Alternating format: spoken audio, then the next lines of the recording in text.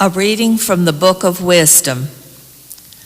The wicked said among themselves, thinking not aright, "Let us beset the just one, because he is obnoxious to us.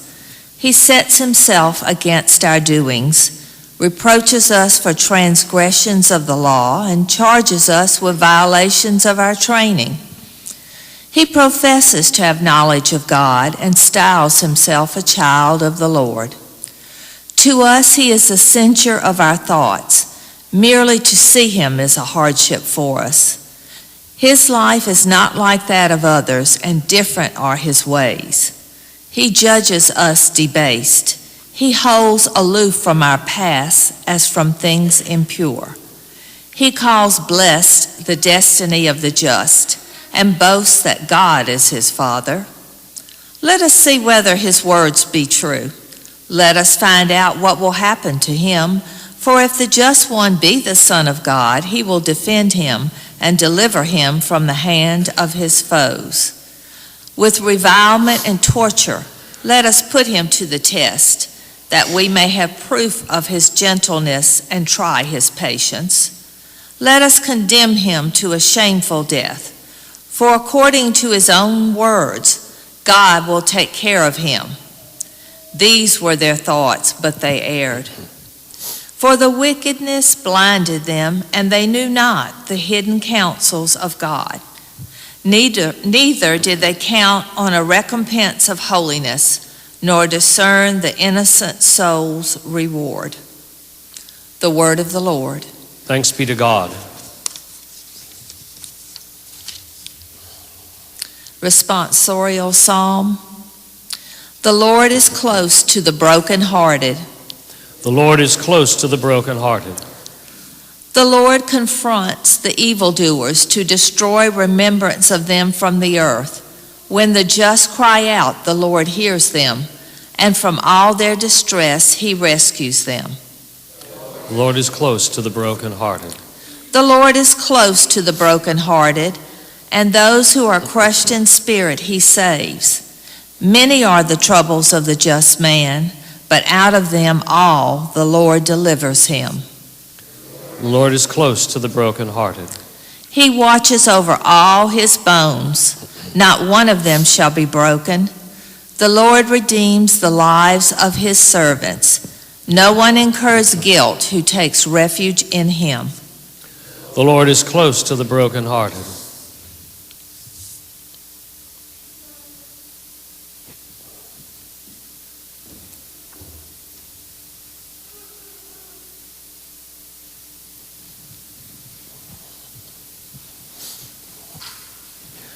Praise to you, Lord Jesus Christ, King of endless glory.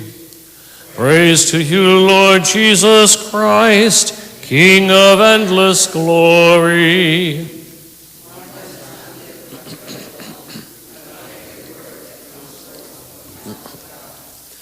Praise to you, Lord Jesus Christ, King of endless glory. The Lord be with you. A reading from the Holy Gospel according to St. John. Jesus moved about within Galilee. He did not wish to travel in Judea because the Jews were trying to kill him, but the Jewish Feast of Tabernacles was near. But when his brothers had gone up to the feast, he himself also went up, not openly, but as it were, in secret. Some of the inhabitants of Jerusalem said, "Is he not the one they are trying to kill? And look, he's speaking openly, and they say nothing to him. Could the authorities have realized that he is the Christ? But we know where he is from. When the Christ comes, no one will know where he is from." So Jesus cried out in the temple area as he was teaching and said, "So you know me and also know where I am from. Yet I did not come on my own, but the one who sent me, whom you do not know, is true. I know him because I am from him, and he sent me."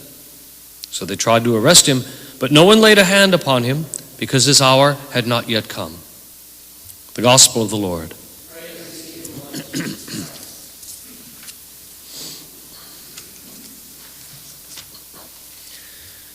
In the first flushes of the great fervor in the years immediately after the Second Vatican Council, there was a sense of optimism And that was to say a sense of optimism about the possibilities of the relationship between the church and the world.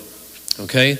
In the earlier part of the 20th century, the view of church and world was such that the idea was that the church was a kind of a monastic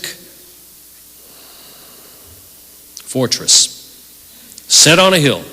And if you wanted to be safe, you got into that fortress and you stayed away from everything outside the fortress. And you had your moat and you had your walls and your drawbridge and everything else.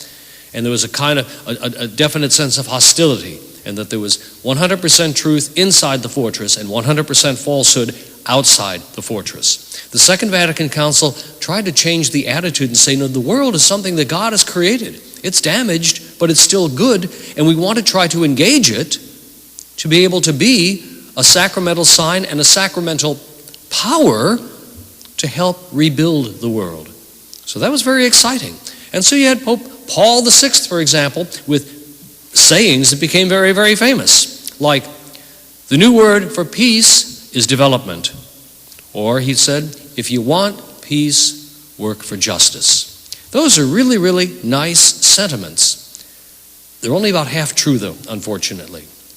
If you think about the one particularly about, if you want peace, work for justice, it makes sense. If people are unjustly oppressed, there's a sense of anger in them, leads to violence, leads to all kinds of issues. And we can see in the world how often conflicts are the result of injustice. However, the fact that we would have a just situation in the entirety of the world doesn't take away from the fact that people aren't necessarily happy about being just.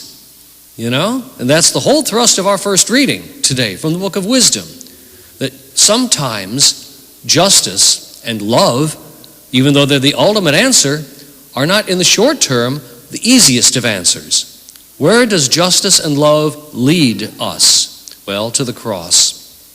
And we can say love wins, and that's true in the big picture. And the resurrection is our promise that that's the case. But it doesn't take away from Calvary. And so if we want to celebrate that love wins, we better know the path that we have to travel to be able to get to that victory. Let us stand and pray.